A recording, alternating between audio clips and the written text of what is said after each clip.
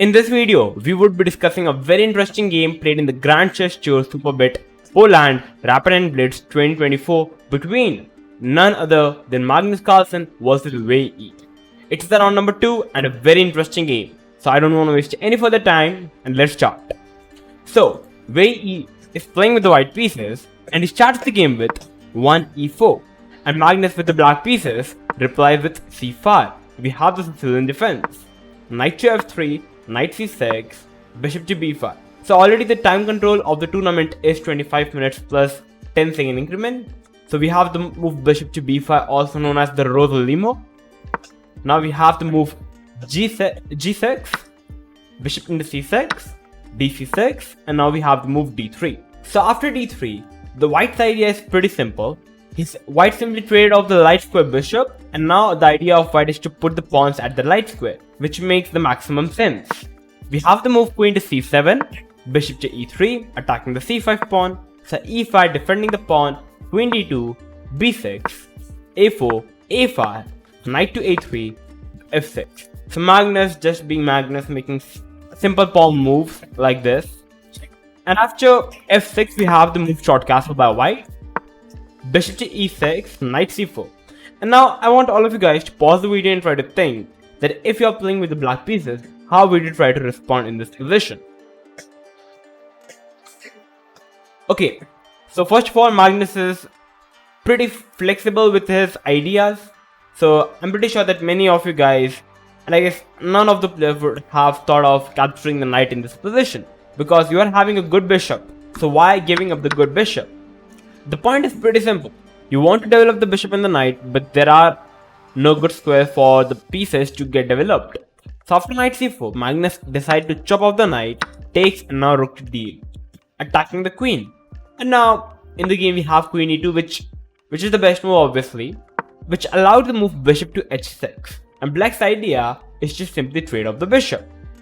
And now if you try to play the move queen c1, trying to somehow avoid the idea of bishop h6, now black can play the move h5, bishop h6 still, or else black can even go knight e7, just trading off the rooks, knight c8, putting the knight to g6, attacking the pawn, and black is already still pretty flexible. So we have the move queen e2, bishop h6, c3, trading off the bishop, knight to e7, and now somehow it looks like black have already equalized in the position.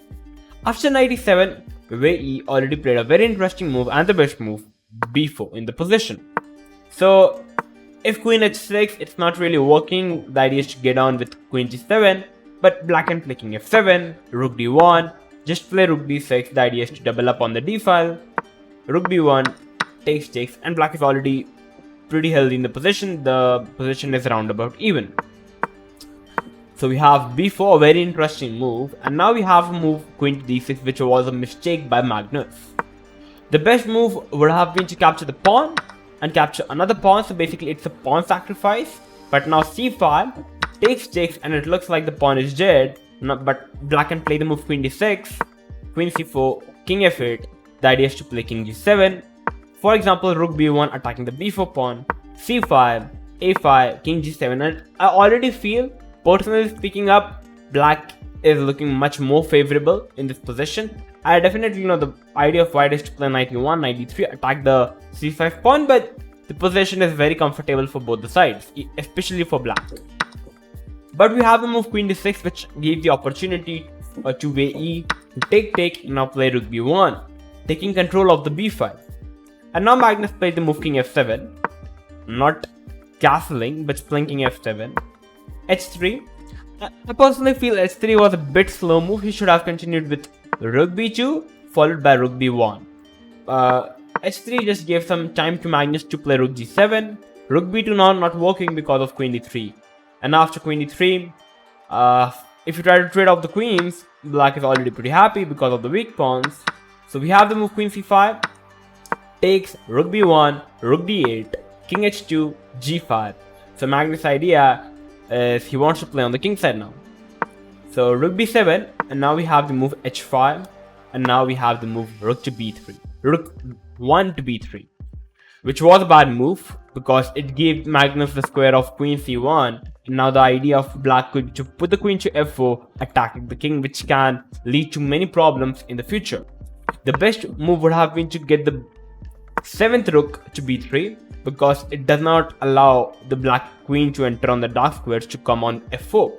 And after rook b3, queen c2, already a very interesting sacrifice of sacrificing the knight. And now like rook d3, rook b7, and the position is already very interesting. So it would have been fun if this would have happened in the game, but the rook b3, queen c1, queen a7, and now king e6, a very interesting and the best move played by Magnus. He's basically defending the rook. He's not going for capturing the rook, because after rook b7, it gives white the counterplay to attack. So simply king e6, the best move, activating the king, bringing all the pieces into the game.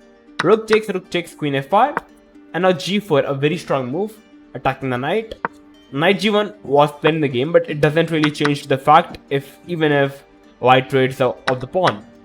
Knight g1, queen f4 check, and capturing the f2 pawn. Queen d6, Wei Yi in the expectation that Magnus would like to trade off the queen, because black side is pretty simple. Queen d1 and checkmate in 1. So you kind of have to go for the queen trade, and now Magnus is like g3.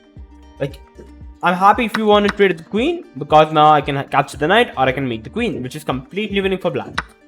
So you can't really capture the queen. So rook b1 was played, and now Magnus himself traded off the queen, and now rook to g1. And now the king and the king, both the pieces are paralyzed. For a5, Wei Yi pushing his last pawn, and now Magnus just being Magnus, h4. I don't really get it. What's the idea of h4? I guess he could have still continued with directly f5, takes, and try to push the pawn, but he went for first h4, which was the best move. So a6, and now rook a1, a very important move, trying to stop the a pawn.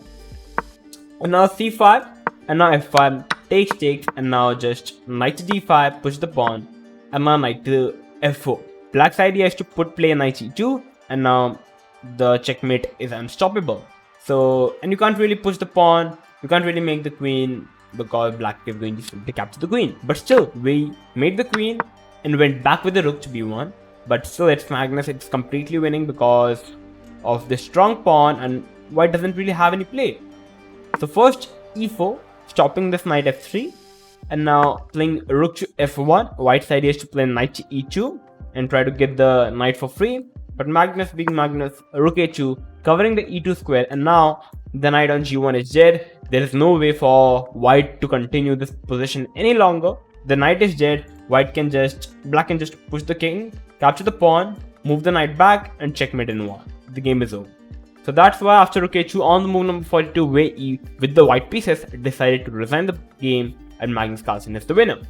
So a very interesting game played by Magnus, like how easily he is able to defeat top grandmasters in the world around the globe. Like we had the Sicilian, queen c7, now he made some pawn pushes, like 3 to 4 in a row. Now bishop b6, he gave up the bishop pair, now he traded off the pieces, he went into the endgame, and as he knew that he's an endgame genius,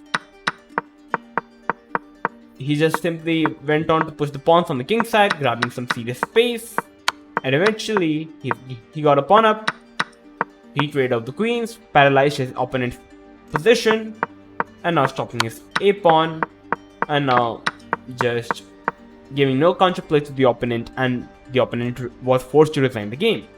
So brilliant game played by Magnus Carlsen. I hope that you must have saw this game, like after a very long time, a game played by Magnus Carlsen in an official tournament. So the tournament has just begun. There are going to be very interesting games upcoming in the future.